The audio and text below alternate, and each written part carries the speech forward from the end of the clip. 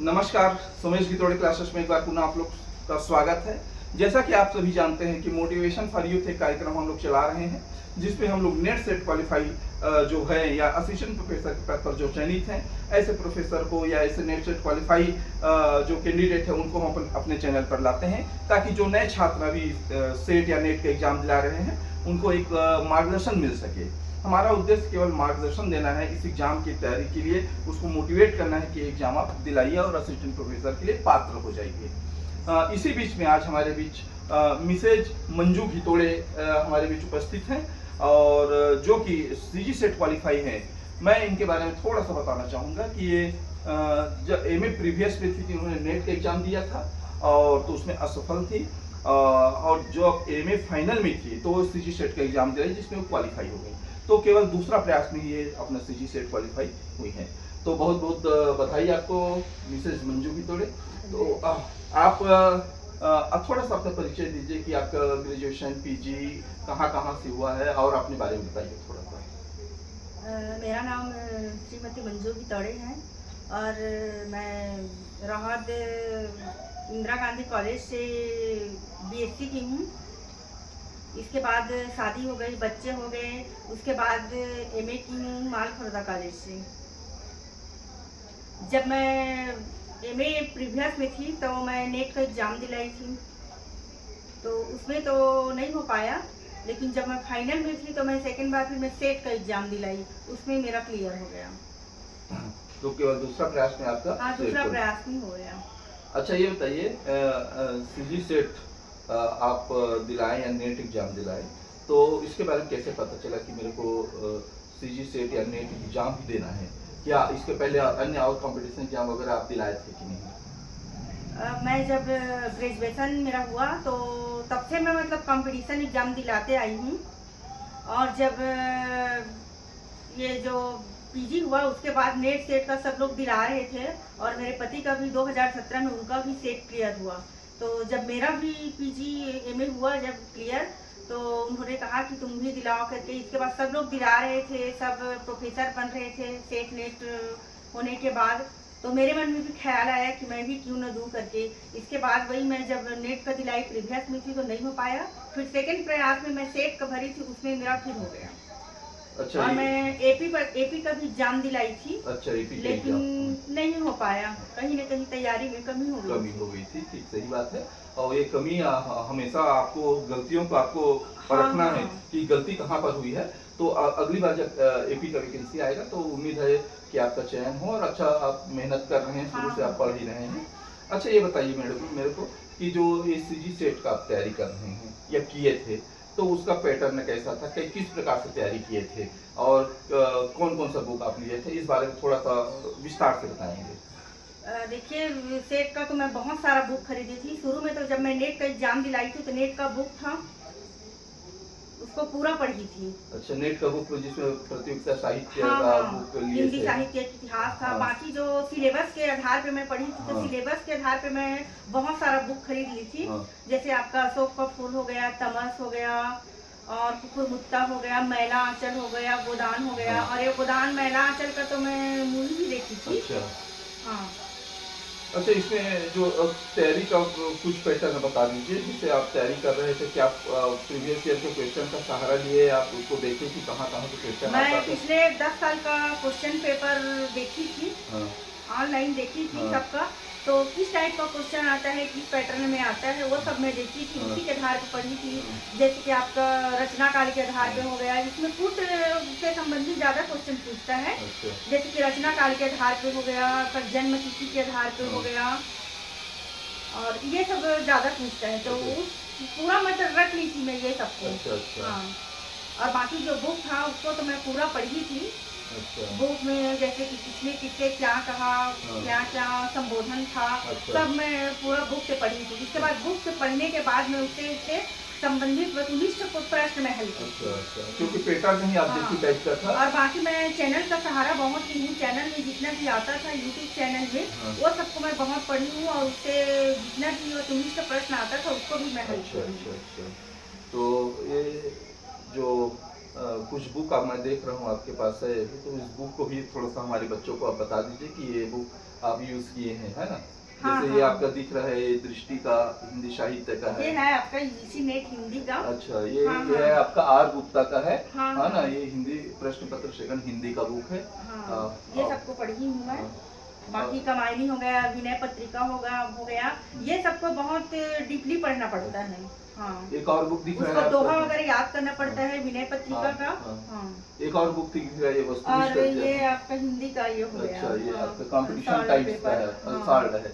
ये अनसॉल्व पुराने है। क्वेश्चन पेपर का संग्रह है, इसको हाँ, आप जरूर मंगा लीजिए हिंदी वाले, है ना। ये बहुत आपको मार्गदर्शन करेंगे तैयारी के लिए। एक और दिख रहा है आपका हिंदी साहित्य का और वस्तुनिष्ठ ये है अध्ययन। आपका हिंदी। अच्छा, दृष्टि का। हिंदी साहित्य है, दृष्टि का। दृष्टि का ये है। बहुत बेस्ट बुक है। हाँ, इसको आप सभी ले लेंगे। और एक बुक और दिख रहा है आपका हिंदी साहित्य का वस्तुनिष्ठ और ये इतिहास। है हिंदी ये साहित्य ये भी अच्छी बुक है आपका, है ना, तो इसको भी आप तैयारी कर ले। ये पूरा अनसॉल्व है। ये है वस्तुनिष्ठ प्रश्न ज्यादा है इसमें। हाँ। इसमें पूरा हल की थी इसमें का। तो कैसा अनुभव रहा आपके, जैसे सीजी सेट क्वालिफाई हुआ, तो जब आपको पता चला कि मैं सीजी सेट क्वालिफाई हो गई, तो क्या प्रतिक्रिया दी, कैसा लगा आपको? बहुत अच्छा लगा कि बहुत अच्छा लगा। हम्म। सीजी जब मैं सेट क्लियर की तो बहुत अच्छा लगा। हाँ, मतलब लगा कि मेरा एपी में हो गया टाइप का लगा। मैं बहुत खुश थी। हाँ। और मैं लेकिन मेहनत बहुत की थी एपी में, अच्छा। बहुत ज्यादा मेहनत की थी। क्योंकि जब मैं सेट मैं क्लियर की तभी वैकेंसी आ गया था। अच्छा अच्छा और मेरे पास उतना टाइम नहीं था, बस 1.5 महीने का टाइम था, उसी में मैं तैयारी की थी। अच्छा अच्छा। हाँ। तो अभी अभी के जो नए छात्र हैं जो इस एग्जाम पे दिला रहे हैं, उसको आप क्या संदेश देना चाहती हैं, कि उसको क्या क्या, क्या मार्गदर्शन देना चाहती हैं कि वो जल्दी से जल्दी अपना पहले प्रयास में वो सेट क्वालिफाई हो जाए या नेट क्वालिफाई हो जाए? जब आप मैं सभी स्टूडेंट से कहना चाहूँगी कि जब आप पीजी कर रहे हैं, एमए कर रहे हैं, किसी भी सब्जेक्ट में हो, चाहे वो एमए कर रहे हैं, उसी टाइम आप पढ़ते रहिए उसका, है ना। आप तो पढ़ेंगे, उसका बुक तो रहेगा ही, लेकिन उसका बुक अगर खरीद लीजिए और उसी टाइम पढ़िए, ताकि आप फाइनल में रहें तो आपका क्लियर हो जाए सेट। अच्छा अच्छा। तो ये तो अच्छी बात है कि आप लगातार पढ़ते रहिए और एग्ज़ाम दिलाइए नेट सेट का। देखिए, मैं बताना चाहूँगा कि नेट सेट का आज नेट का एग्ज़ाम का फॉर्म भरने का लास्ट डेट है 12 मई।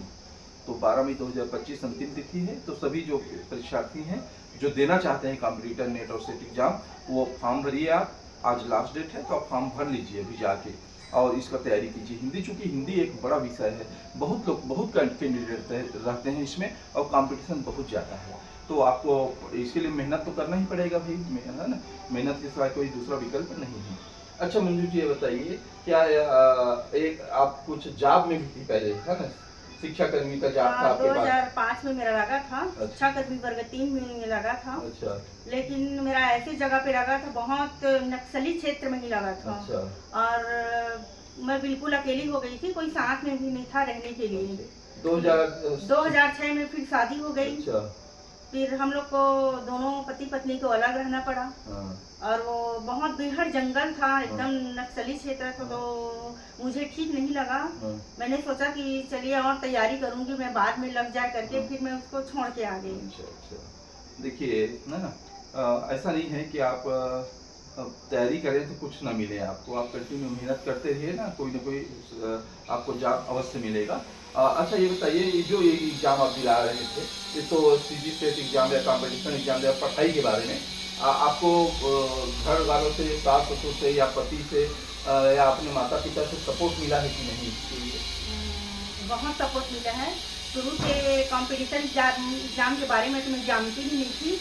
जब मेरा ग्रेजुएशन हुआ, फिर शादी हुई, तब मेरे पति का बहुत सपोर्ट रहा उसमें। अच्छा। जितने भी वैकेंसी आता था, चाहे वो पीएचडी हो, चाहे वो व्यापम से हो, वो पूरा सपोर्ट करते हैं। अच्छा अच्छा। कुल मिला के आपको सपोर्ट घर में मिला है, है ना? बहुत तो support देखिए, किया है। पढ़ने वालों के लिए कमी नहीं है, आपको कोई बाधा नहीं रहती कोई भी चीज़, है ना। तो इस बारे में बताएंगे कि बहुत लोग बोलते हैं कि शादी हो गया तो क्या पढ़ेंगे अब, नहीं नहीं है ना? नहीं, ऐसा नहीं है। पढ़ाई का कोई उम्र नहीं होता है। हाँ। शादी के बाद भी लोग पढ़ सकते हैं। हाँ। मैं तो शादी हो गई, बच्चे हो गए, मेरे बच्चे बड़े हो गए, उसके बाद मैं पीजी की, उसके हाँ। बाद मैं सेट क्लियर की अच्छा हूँ। अच्छा। हाँ, मैं घर में पूरा काम वगैरह भी करती थी। हाँ। घर का सारा काम करने के हाँ। बाद बच्चे को मैं स्कूल भेजती थी, उसके बाद मैं तैयारी करती अच्छा थी। अच्छा। चलिए ठीक है। तो बहुत बहुत बधाई आपको एक सीजी सेट जैसा एक मुकाम हासिल किए हैं। कारण ये है कि हिंदी विषय में कंपटीशन बहुत रहता है। हाँ, और उस विषय में टॉप के 6% में आकर सिलेक्शन होना एक बड़ी बात है ना। क्योंकि देखिए इस कंपटीशन एग्जाम का ये नेट का ऐसा है कि आपको टॉप के 6% में ही आना है, जो बैठे कैंडिडेट हैं तभी आपका सिलेक्शन होगा। नंबर से आपका मतलब नहीं है। उस टॉप के 6% में यदि आप आते हैं तभी आपका सिलेक्शन होगा, नहीं तो आप कितना भी नंबर पाएं वो नहीं हो पाएगा आपका। तो वो मेरिट में आना पड़ता है 6% में। तो ये इस प्रकार से इसका एक पैटर्न है आपका नेट सेट एग्जाम का।